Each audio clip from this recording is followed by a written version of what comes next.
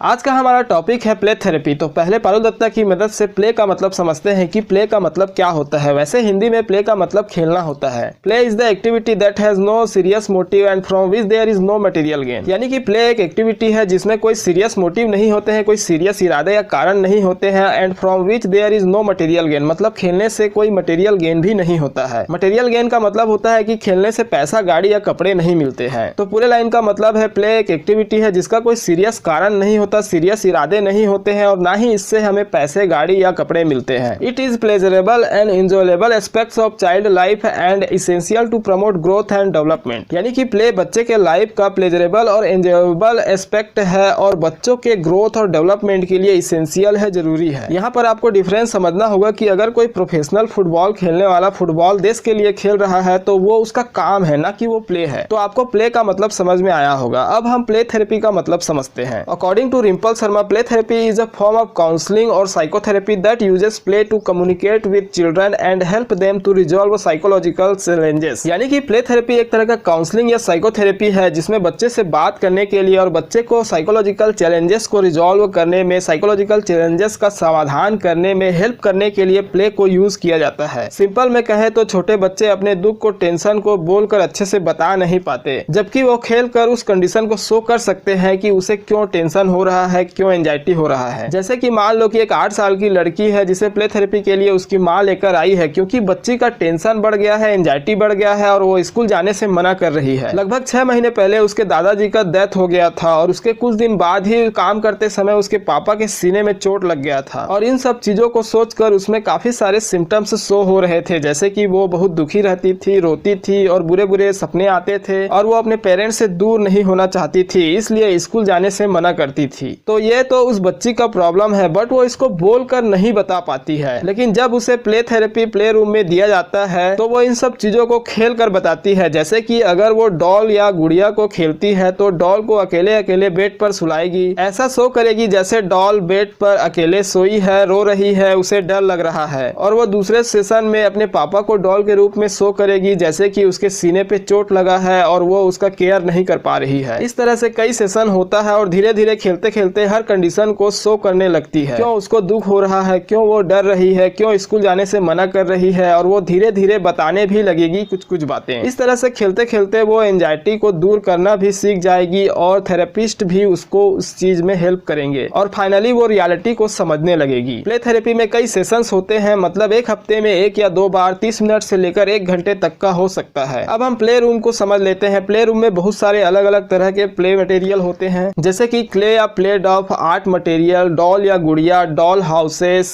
पुपेट्स या कठपुतलियां, टॉयस या खिलौने, बिल्डिंग ब्लॉक्स एक्सेट्रा। तो ये प्ले रूम का मतलब हुआ। अब हम प्ले थेरेपी के फंक्शन को समझ लेते हैं। इसके क्यूरेटिव और डायग्नोस्टिक दोनों फंक्शन होते हैं। तो पहले हम क्यूरेटिव फंक्शन को समझते हैं। It release tension and pent up emotion, मतलब ये टेंशन और पेंट अप दबी हुई भावनाओं को रिलीज करता है। लॉस और फेलियर के लिए कंपनसेशन प्रोवाइड करता है, मतलब जो नुकसान या फेल होने से टेंशन हुआ है उसको कम करता है। It improves emotional growth through his relationship with other children, दूसरे बच्चों के साथ रिलेशनशिप बना के इमोशनल ग्रोथ भी करता है। It provides an opportunity to the child to act out his fantasies and conflict to get rid of aggression and learn positive qualities from other children. यानी कि ये बच्चे को अपॉर्चुनिटी देता है, मौका देता है कि वो अपने फैंटेसीज और कॉन्फ्लिक्ट को, एंजाइटी को बाहर करे और साथ में अग्रेशन या गुस्सा को भी बाहर करे और दूसरों बच्चों से पॉजिटिव क्वालिटी सीखे। तो ये क्यूरेटिव फंक्शन था। अब हम डायग्नोस्टिक फंक्शन की बात कर लेते हैं, मतलब बच्चे में क्या प्रॉब्लम है, क्यों उसे टेंशन हो रहा है। Play therapy gives the therapist chance to explore family relationship of the child and discover what difficulty are contributing to the child's problem. यानी कि प्ले थेरेपी थेरेपिस्ट को चांस देता है कि बच्चे का फैमिली के साथ कैसा रिलेशन है, इसको वो पता लगा सके और डिस्कवर करे कि कौन सा डिफिकल्टीज है, परेशानी है जो चाइल्ड के प्रॉब्लम को बढ़ा रहे हैं। Play therapy allow us studying hidden aspects of child personality. Hidden aspects of child personality का मतलब होता है कि बच्चा दोस्त बना पा रहा है या नहीं बना पा रहा है, टेंशन का सामना कर पा रहा है या नहीं कर पा रहा है, वो खुद को समझता है या नहीं समझता है। इन सभी चीजों को भी स्टडी कर सकते हैं। It study intelligence level of the child. Play therapy के थ्रू बच्चे का इंटेलिजेंस लेवल का भी पता लगा सकते हैं। Inter sibling relationship can be adequately studied. बच्चे का अपने भाई बहन के साथ, अपने दोस्तों के साथ कैसा रिलेशनशिप है, इसको भी हम इसमें स्टडी कर सकते हैं। ये जो मैंने फंक्शन बताया बताया ये फंक्शन प्ले थेरेपी का था। ओनली प्ले के और भी कई फायदे हो सकते हैं, जैसे कि मसल्स का डेवलपमेंट होता है। अब हम इसके टाइप्स की बात कर लेते हैं। पहला, इंडिविजुअल प्ले थेरेपी। इसमें बच्चे को अकेले प्ले रूम में खेलने देते हैं और थेरेपिस्ट उस अकेले बच्चे पे फोकस करते हैं, उस अकेले बच्चे को ऑब्जर्व करते हैं।